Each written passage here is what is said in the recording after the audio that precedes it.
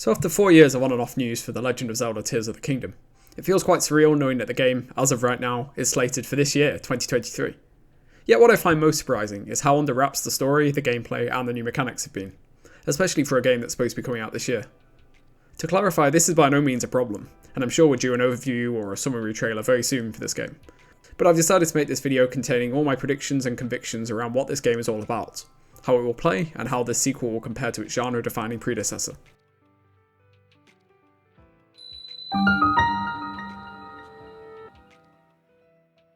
It's no secret that alongside the Kingdom in the Sky, there's also been a lot of talk in the Zelda community about the possibility of underground exploration being a key aspect in Tears of the Kingdom too.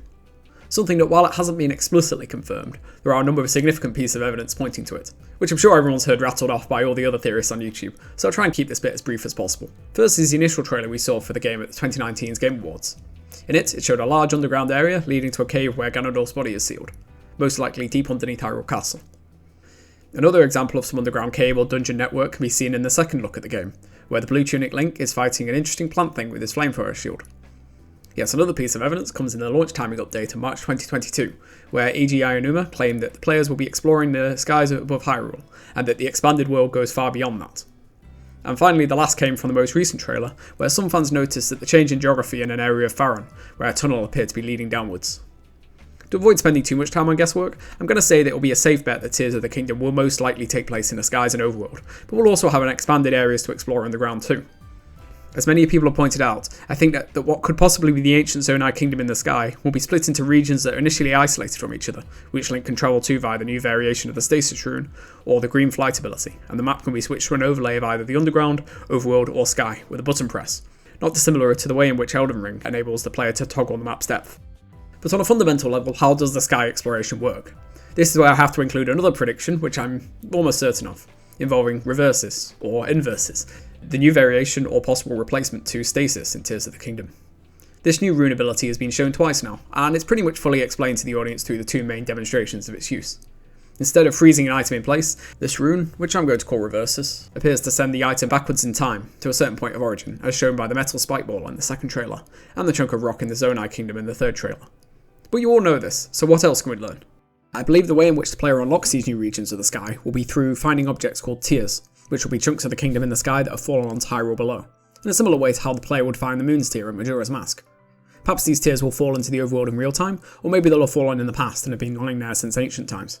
It's largely unclear, but using these rocks across Hyrule will likely give the player access to secret areas in the sky, and in some cases, maybe larger chunks of the islands will take Link up to new regions, allowing him to unlock a travel gate for the region, meaning that the smaller tiers in the overworld could possibly lead to islands that are higher up, and maybe inaccessible via the paraglider, or even the new bird-like glider from the third trailer, something that I presume is a late game item that allows Link to fly without requiring stamina. I also believe that the green ability that we can see in the trailer has some sort of important significance too, and is possibly a replacement to the Sheikah Blue energy effect of fast travelling, which will also take Link back up to landmarks the player has discovered in the Sky Kingdom as well. Given that I mentioned the underground as also being an important part of the game, this ability may also allow Link to phase through the ground too, allowing for fast travel to areas explored underneath Hyrule as well.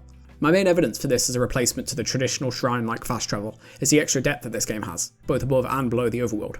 So also these green spirals have seemingly replaced the locations of Breath of the Wild shrines, suggesting that these are more like fast travel points on the overworld now.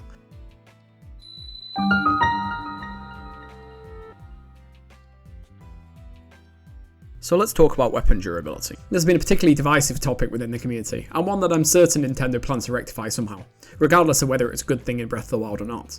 Now, without getting this video too deep in my own opinions about weapon durability, I do think Nintendo has already figured out a solution on how to balance weapons in this game. In a release timing update in March 2022, some of the brief extra footage we received of the game is seeing Link in the early game Zonai robes holding the Master Sword, which looks to have been eaten away by Malice, leading me to think that unlike its predecessor, it seems like Tears of the Kingdom begins its story with the Master Sword in Link's inventory.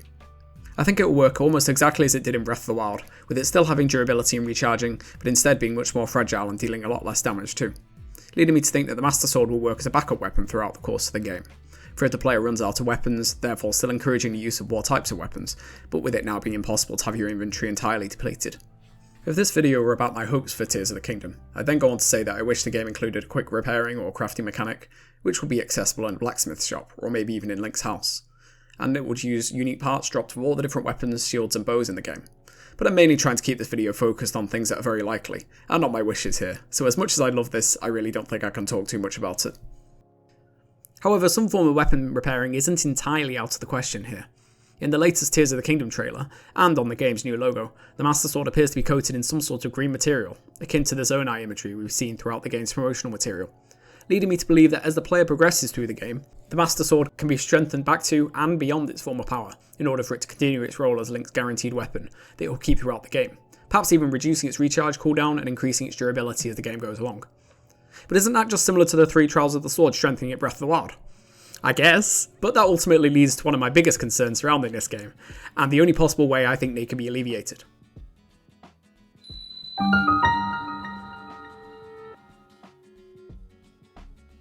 First of all, let's take a look at Breath of the Wild from the perspective of a fresh and completely new playthrough.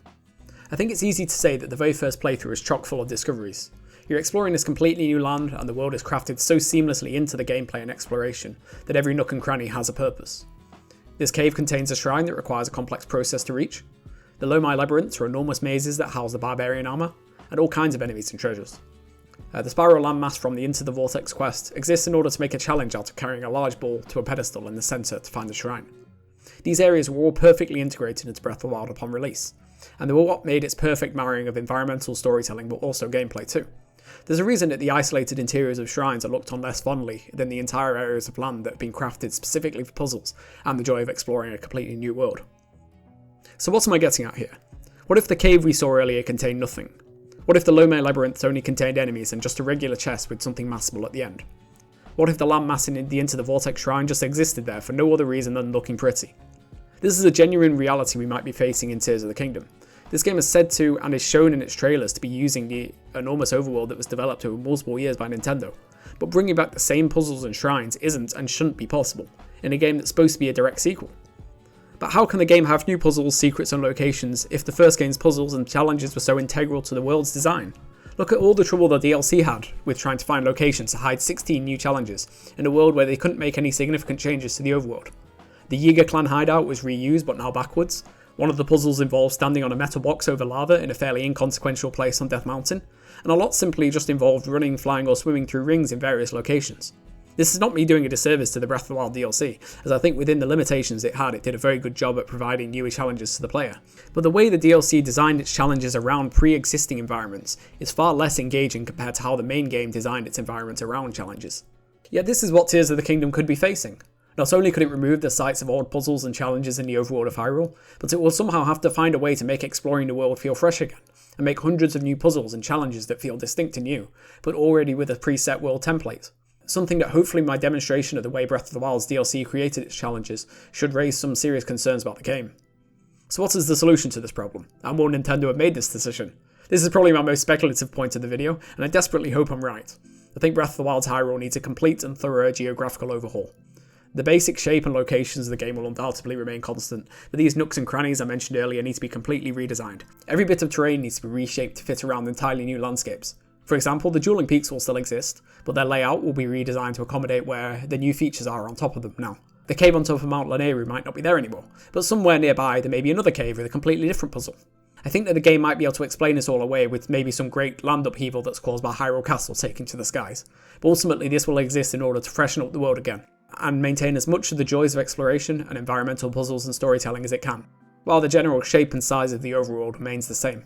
This is the only way I can think that the game can ensure that Breath of the Wild's overworld remains relevant in Tears of the Kingdom, as although the Zonai Kingdom in the sky looks promising to explore, it's accessed via the overworld of Hyrule, and can't simply just reuse the exact same content as the original and hope to get by.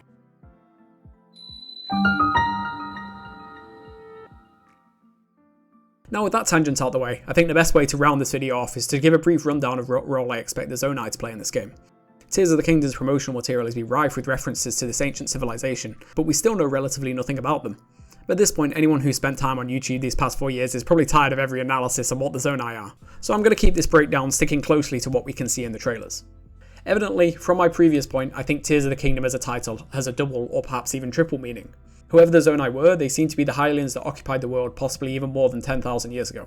We're told in Skyward Sword that the goddess Hylia lifted Hyrule into the sky to become Skyloft in order to save the ancient Hylians, so I can presume something similar happened to the various cities and temples of the Zonai, with only a few remnants of their civilization remaining on Hyrule's surface. Evidently sometime later in the timeline, the technologically advanced Sheikah race came along and seemingly began to make replicas of ancient Zonai technology. If Link seems to be accessing new rooms through his new Zonai arm that we can see in the trailer, perhaps the Sheikah slate was an imitation of the powers of the Zonai. I've seen some people suggest that the arm is more of a metal structure that's been grafted to Link's malice-injured arm, but I'm still unsure, and all we need to know at present is that it possesses similar powers to Breath of the Wild's Sheikah slate, leading me to think that the Sheikah built upon the technology of an already ancient race. Since it seems like the seal on Ganondorf's corpse has weakened, that same magic could have been what enabled the Zonai Kingdom to ascend to the skies too. So with both the underground, surface and skies of Hyrule now under threat of a pretty catastrophic disaster, I can see the game building itself around some sort of impending doom. So what else can I say about the Zonai? Unfortunately not much, other than that the Zonai may have also had their own Link equivalent, given the ancient looking Zonai robes that Link has been seen to wear in a few of the trailers, but often in the sky sections. One of my initial thoughts for this game would be that this Link will be an entirely different character, and there'll be some sort of time travel involved in Tears of the Kingdom, which allowed you to take control of both characters in different eras. But now it's pretty much confirmed that this is the same character. And I'm willing to believe that the clothes are likely the preserved garb of the original hero, and possibly give some benefits for its use in the sky, maybe increasing the gliding speed or reducing stamina loss, as to show where it's only shown in the sky sections of the trailers. Or maybe whoever, or whatever, saves Link from Hyrule Castle gives him these clothes when he wakes. But that's pretty much all I've got here. While writing this, I've got a growing feeling that we're going to get some sort of follow-up or summary trailer for Tears of the Kingdom in the almost inevitable February Nintendo Direct. So this was a summary of my thoughts on what the game is generally going to resemble, along with my slightly tangential concerns on it too. I hope you enjoyed watching, and since this is a new video on a new channel that hasn't really done stuff like this previously, I'd appreciate any support you can give. Thank you so much for watching, and I really hope you enjoy Tears of the Kingdom when it releases, because regardless of how it turns out, I've got a feeling I'm going to have a great time.